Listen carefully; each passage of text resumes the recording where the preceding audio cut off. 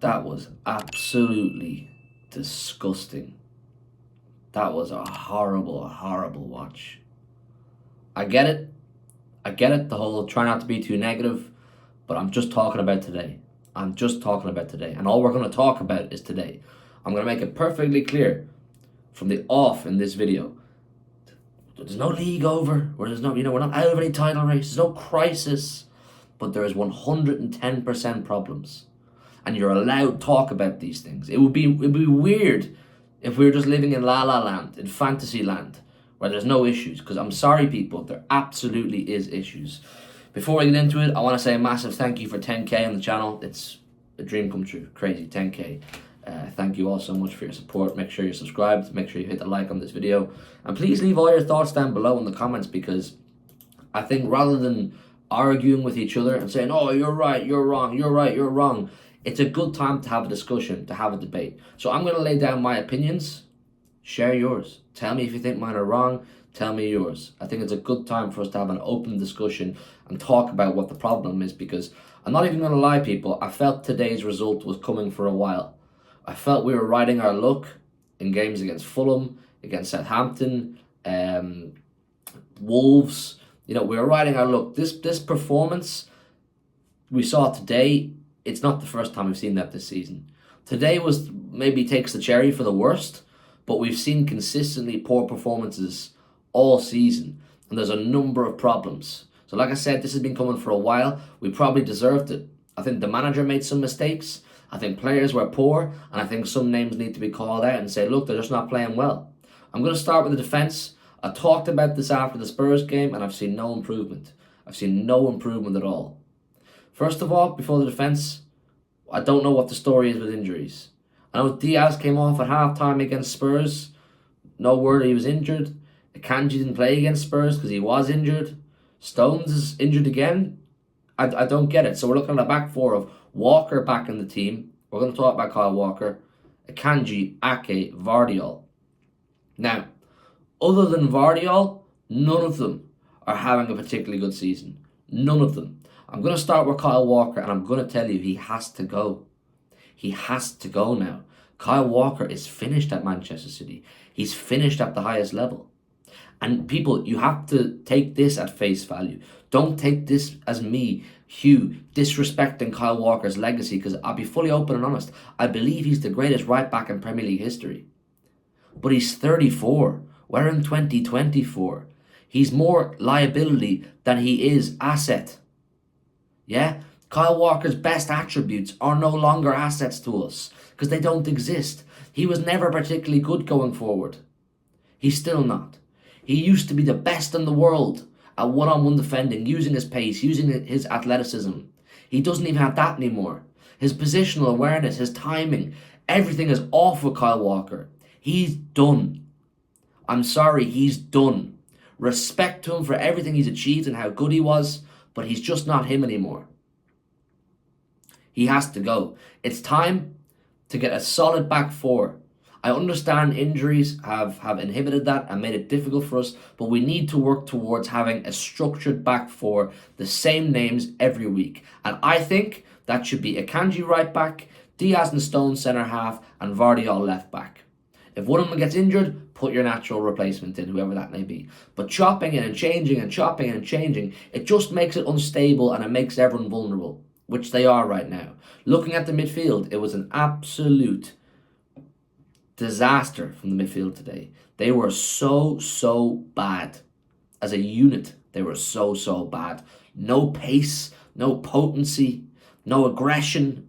The three of them, Bernardo, Gundo and Kovacic, all very good players in their own right, but as a midfield three, it simply doesn't work. We were overrun and bullied for pace and power in that midfield today. With all due respect to Bournemouth, I think they could have won by 2 or 3, but they should not be bullying us in midfield. Not good enough. Not good enough. What were our midfield options on the bench? Everyone's excited before the game. Kevin De Bruyne is back on the bench. Kevin De Bruyne must be fit. Kevin De Bruyne must have a role to play in the game today. I'm thinking in the back of my head, at 1-0 down, could we get a Kevin De Bruyne re-up of the Newcastle game last season? Comes off the bench, changes the game, Kev's back. Why is Kev in Bournemouth at all if he's not available to play? Because if Kev is available to play, he plays that game. He comes on off the bench. Why not give a Nico O'Reilly, a Jacob Wright, a James McAtee? Why not give one of these lads the opportunity who are fit, available, healthy, enthusiastic, raring to go, ready for their opportunity? We as City fans, we love to sit here and go, oh, our academy players are brilliant. Our young lads are brilliant. He might have a future. He might have a future. He played well in a Champions League group stage game against some nobody and he looked good. He played well in the Carabao Cup and he looked good. We're never going to know if they're actually fucking good until you put them into the deep end.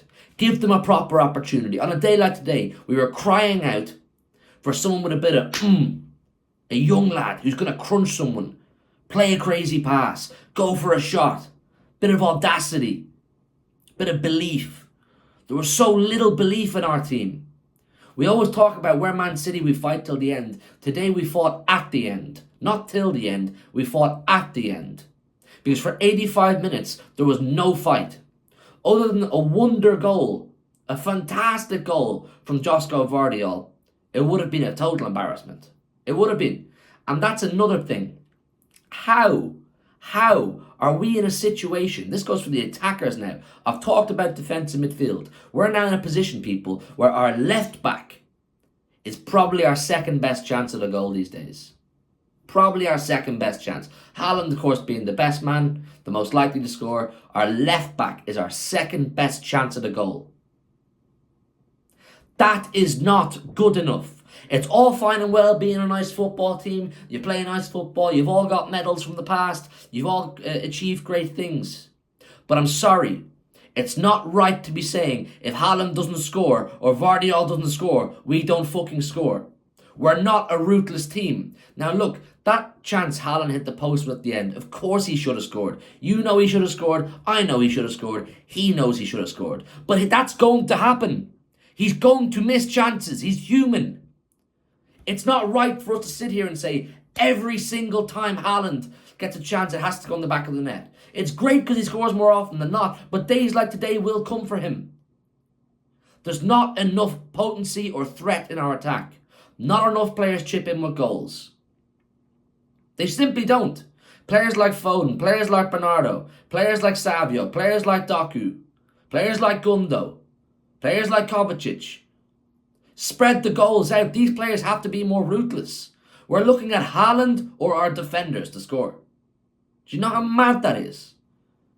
We're going to get nowhere like this. Business must be done in January. I rarely call out the board and say you need to do anything because generally I just trust them to do whatever they need to do. But it doesn't take a genius or a rocket scientist to work out business must be done in January. I need at least two players, a defensive midfielder specialist and an attacking threat, who's both going to score and create goals for us and cause chaos in our squad by putting a rocket up the arse of the other players. Today was disappointing, people. It's been coming for a while, as I said. Arsenal lost. There was such an opportunity to put an 8-point gap between us and them. Such an opportunity. Liverpool top of the league now, they beat Brighton. They're going to start getting a bit of belief. Anybody watching us in a title race is going to say, City aren't playing well. They're going to drop more points, which as of right now we are. We're going to Brighton next week. Let me ask you a question. How do you feel about Brighton next week based on what we saw today and what we've seen for the last few weeks? I'm going to leave that one with you. Please leave a like, subscribe, leave all your comments down below. Thanks again for 10k. Unfortunately, the 10k came on a day where City didn't play well, but we take these wins. So big up to all of you. Enjoy the rest of your weekends, and hopefully Pep can fix this. In a bit, people.